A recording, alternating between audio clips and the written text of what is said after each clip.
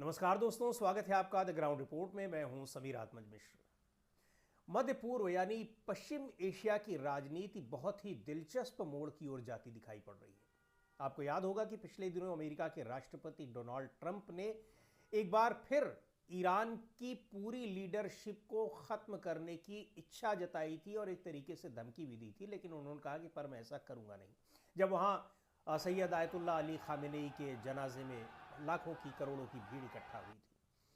उसके बाद उसी दौरान आपको याद होगा कि यह भी खबर आई कि इसराइल की जो इंटेलिजेंस यूनिट है, वहाँ की इंटेलिजेंस डिपार्टमेंट मोसाद, उसने उसको ये खबर मिली है कि ईरान डोनाल्ड ट्रंप और उनके करीबियों को मारना चाहता है।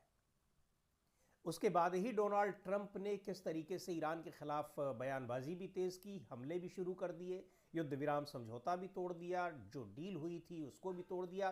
डील जो आगे बढ़ रही थी वो भी लगभग अब एक तरीके से ठप पड़ी हुई है और उसी की वजह से ईरान ने हॉर्मुज स्ट्रेट को एक बार फिर बंद कर दिया है। लेकिन अब एक बड़ी खबर आई है और खबर यह है कि वहां पर डोनाल्ड ट्रंप के एक बेहद करीबी, इन सारी परिस्थितियों को, इन सारे घटनाक्रम के बीच डोनाल्ड ट्रंप के एक बहुत ही करीबी माने जाने वाले रिपब्लिकन सीनेटर लिंडसे ग्राहम की अचानक एक दिन मौत हो जाती है। बताया गया कि उनकी मौत हो रही है कार्डियक अरेस्ट से और अचानक वो स्वस्थ व्यक्ति थे, लेकिन दिल का दौरा पड़ने से उनकी जान चली गई। 71 साल के वो थे। डोनाल्ड ट्रंप के बहुत ही करीबी माने जाते हैं और इस लड़ाई में जब अमेरिका ने इजराइल के साथ ईरान के खिलाफ लड़ाई में शामिल हुआ 28 फरवरी को, उसके बाद से डोनाल्ड ट्रंप भले ही अपने देश में पूरी दुनिया में अलग थलग पड़ गए हों, लेकिन कुछ लोग ऐसे थे जो डोनाल्ड ट्रंप के बहुत ही करीबी रहे, बहुत ही बड़े समर्थक बने रहे ईरान के खिलाफ उनकी कार्रवाई को लेकर। उनमें एक लिंडसे ग्राहम भी थे और इसीलिए अब यह कहा जा रहा है कि लिंडसे ग्राहम की मौत ये अचानक हुई है या फिर इसके पीछे कोई साजिश है। ये साजिश किसकी हो सकती है, इसको लेकर भी सवाल उठ रहे हैं। पहले कुछ बातें लिंडसे ग्राहम के बारे में कर ले कि आखिर इनकी मौत को लेकर इतनी चर्चा क्यों है। क्योंकि एक बिल्कुल संदिग्ध परिस्थितियों में मौत हो रही है, अचानक हो रही है। कार्डियक अरेस्ट से जो उनकी मौत के बाद जब जांच हो रही है उसमें जो बातें आई हैं, लेकिन उसके पीछे बहुत सारी जो साजिश की थ्योरी है वो भी चल रही है। और एक बात और भी है कि ईरान के मीडिया में, ईरान में जिस तरीके से उनकी मौत के बाद जो जश्न मनाया जा रहा है, ईरान की मीडिया में भी इसको लेकर काफ़ी कवरेज दी जा रही है, वो भी बहुत महत्वपूर्ण है। पर उसको तो एक बात समझा जा सकता है कि वो ईरान के खिलाफ हमले के समर्थक थे, तो जाहिर सी बात है कि उनकी मौत पर वहाँ खुशियां मनाई जा रही हो, जश्न मनाया जा रहा हो। चूंकि इस तरीके से ये भी कहा गया कि अमेरिका में कुछ लोग जो अमेरिका ट्रंप का समर्थन कर रहे हैं वो 162 बच्चियों की मौत पर भी जश्न मना रहे थे, इसका भी उनको अफसोस नहीं रहा। यद्यपि अमेरिका में बड़े पैमाने पर इसका विरोध हुआ था, आम अमेरिकी जनता ने इसका विरोध किया था, लेकिन जो ट्रंप के समर्थक लोग थे उनकी निगाह में ये कोई बहुत बड़ी बात नहीं थी और उसके बाद तो डोनाल्ड ट्रंप उसको एक तरीके से खारिज करते हुए भी मिले। बहरहाल लिंडसे ग्राहम जो है ये रिपब्लिकन पार्टी के सदस्य हैं, यानी डोनाल्ड ट्रंप की ही पार्टी के, और सीनेटर थे। पहले वो डोनाल्ड ट्रंप के बहुत बड़े विरोधी थे, लेकिन 2024 में जब अमेरिका दूसरी बार डोनाल्ड ट्रंप चुनाव लड़ते हैं, उसके बाद वो ट्रंप के बड़े खास हो गए, बड़े करीबी भी हो गए और ट्रंप के बहुत बड़े समर्थक हो गए। अब क्या वजह थी, किन वजहों से वो उनके समर्थक हो गए, ये अलग बात है, लेकिन इस कदर वो उनके समर्थक हो गए।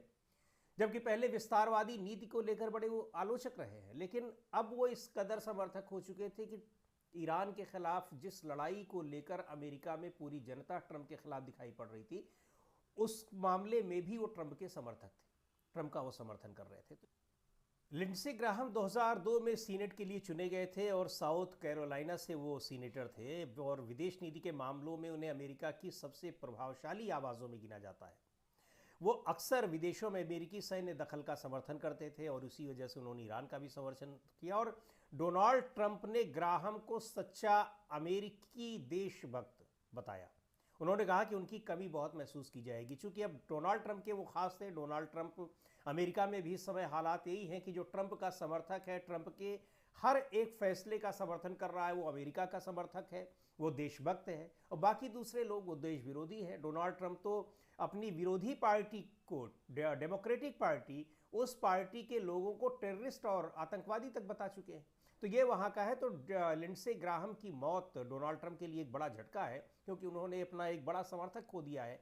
लेकिन ईरान की मीडिया में जिस तरह से ये चर्चा है, उसको लेकर जो बातें हो रही हैं, वो जानना बड़ा महत्वपूर्ण है, क्योंकि ट्रंप और उनके समर्थकों के खिलाफ और इसराइल के प्रधानमंत्री बेंजामिन नेतन्याहू के खिलाफ किस तरह का वहाँ माहौल है, उसको हमने अली खामेनेई के जनाजे में भी देखा था कि किस तरह लोग तख्तियाँ लेकर नारे लगा रहे थे।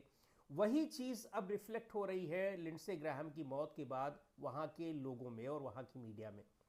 जो तमाम वहाँ पर जो मीडिया रिपोर्ट्स आ रही हैं, उनमें लिंडसे ग्राहम का मजाक उड़ाया गया है। कई जगह उनकी मौत को इस्राएली सरकार के लिए बड़ा झटका और ईरान की प्रतीकात्मक जीत बताया गया है। सरकारी न्यूज़ चैनल जो IRIN है, उसने सबसे ज़्यादा जश्न वाला रुख मनाया है। और यही नहीं, और ईरानी मीडिया की ज़्यादातर रिपोर्ट्स में ग्राहम की मौत को सिर्फ एक बड़े अमेरिकी नेता का निधन नहीं बताया गया है, बल्कि इसे ईरान के खिलाफ सैन्य कार्रवाई की खुलकर वकालत करने वाले सबसे मुखर नेताओं में से एक का अंत बताया गया है। अब यहाँ देखिए, दो चार बातें और सामने आ रही हैं कि आखिर यद्यपि उनके जो उनका अपना दफ्तर है, ऑफिस है, उनका जो निजी स्टाफ है, उसका कहना है कि अचानक एक कुछ बीमारी हुई और उसकी वजह से उनकी मौत हो गई, फिर कार्डियक अरेस्ट की बातें सामने आ रही हैं।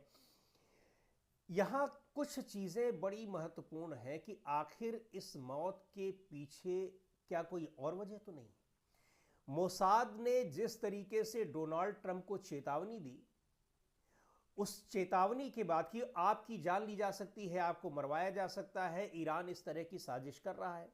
यद्यपि ईरान के बारे में अभी तक ऐसे कोई सबूत नहीं मिले हैं, न ईरान ने इस तरह का कोई हिंट दिया है कि वो अमेरिका के राष्ट्रपति डोनाल्ड ट्रंप या उनके किसी करीबी या किसी वार्ताकार या किसी समर्थक को लेकर इस तरह की उसकी कोई प्लानिंग है, और ना ही कभी कोई प्लानिंग इस तरह से वो पब्लिक डोमेन में आई।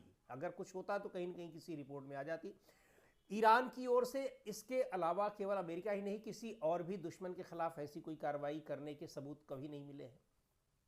लेकिन जो एजेंसी अमेरिका के राष्ट्रपति डोनाल्ड ट्रंप को चेतावनी दे रही है, मोसाद, उसकी कार्यशैली ही यही है जिसकी पूरी दुनिया में चर्चा होती है।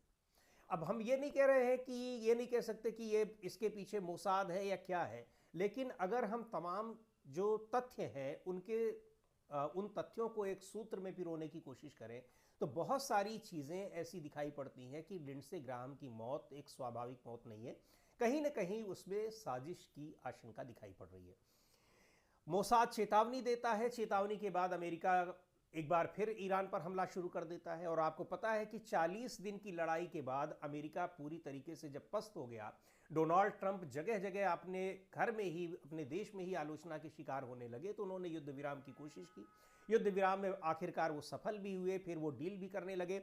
स्थिति यहां तक हो गई थी कि अब इजराइल को लगने लगा था कि इस पूरे प्रकरण में अमेरिका अब इसराइल का साथ पूरी तरह से छोड़ सकता है। ये खबरें भी आई और कहा भी, चाहे वो JD वेंस हो, चाहे डोनाल्ड ट्रंप हो, कि इजराइल को हम बार बार मना कर रहे हैं, मना रहे हैं, लेकिन वो बात नहीं मान रहा है, फिर उसको अकेले ही ये सारी लड़ाई झेलनी पड़ेगी, यानी हम उसको अलग थलग कर सकते हैं। अलग थलग हो जाने के बाद इसराइल की ताकत कितनी रह जाएगी ये सबको पता है, तो फिर इसराइल को तो पता ही होगी। अब इसराइल के पास दूसरा कोई चारा नहीं था, यहाँ तक कि जिन चीज़ों की वजह से, जिन तरीकों से ब्लैकमेल कर रहे थे, जो बातें आ रही हैं सामने डोनाल्ड ट्रंप को, अब ट्रंप को शायद उसकी भी परवाह नहीं थी, क्योंकि अब वो ईरान पर हमले की बात इसराइल की कतई नहीं मान रहे थे। यहाँ तक कि इसराइल जो लेबनान पर भी हमले कर रहा था, उसको लेकर भी आलोचना कर रहे थे, बार बार कोशिश कर रहे थे कि युद्ध विराम हुआ है, वो उस पर अमल करे इसराइल, लेकिन इसराइल नहीं कर रहा था। तो अब अमेरिका को ईरान के खिलाफ युद्ध में झोंकने के लिए ये सबसे अच्छा मौका मिला इसराइल को कि वो सीधे कह दे कि ईरान आप ही की जान लेना चाहता है। मोसाद की रिपोर्ट का हवाला देकर नेतन्याहू ने डोनाल्ड ट्रंप को कह दिया कि आप की जान लेना चाहता है और आपके इर्द गिर्द जो आपके बड़े समर्थक हैं उनकी जान लेना चाहता है। अब उसके बाद आप ये भी देख रहे हैं कि अमेरिका ने हमला शुरू भी कर दिया। अब उसका परिणाम क्या होता है, अमेरिका में ट्रंप का किस तरीके से विरोध होता है, वो आगे आने वाले दिनों में दिखाई पड़ेगा। हॉर्मुज़ के बंद हो जाने से पूरी दुनिया में फिर से तेल के लिए हाहाकार होगा, वो सारी चीज़ें होंगी। लेकिन अमेरिका ने हमला दोबारा उस पर शुरू ही कर दिया, ईरान पर। ईरान भी अब हमले कर रहा है। लेकिन इसी बीच जब लिंडसे ग्राहम की मौत हो जाती है तो मोसाद की उस रिपोर्ट पर, आशंका पर एक मुहर लग जाए तो क्या कहीं इसके पीछे मोसाद ही तो नहीं? अपने आप में बड़ा सवाल है, क्योंकि ईरान ने न तो किसी को मारने का, न ईरान ने किसी को मारने की कभी प्लानिंग की, न यहाँ पे की है, न तो कभी कोई ऐसी रिपोर्ट दिखाती है। और अब यहाँ के बाद अब अमेरिका के राष्ट्रपति डोनाल्ड ट्रंप, जाहिर सी बात है कि अब और ज़्यादा खौफ में आएंगे और डरे होंगे, क्योंकि डर की वजह से ही उन्होंने ईरान पर हमला किया है। तो क्या ये जो नए सिरे की ब्लैकमेलिंग है इजराइल की, उस ब्लैकमेलिंग के फंदे में एक बार फिर फंस गए हैं डोनाल्ड ट्रंप? और उसको अपनी उस रिपोर्ट को, अपने वो मोसाद की इंटेलिजेंस की डिपार्टमेंट जो है मोसाद, उसकी रिपोर्ट को सही बनाने के लिए कहीं इजराइल की ओर से ही तो ये सारे खेल नहीं किए जा रहे हैं?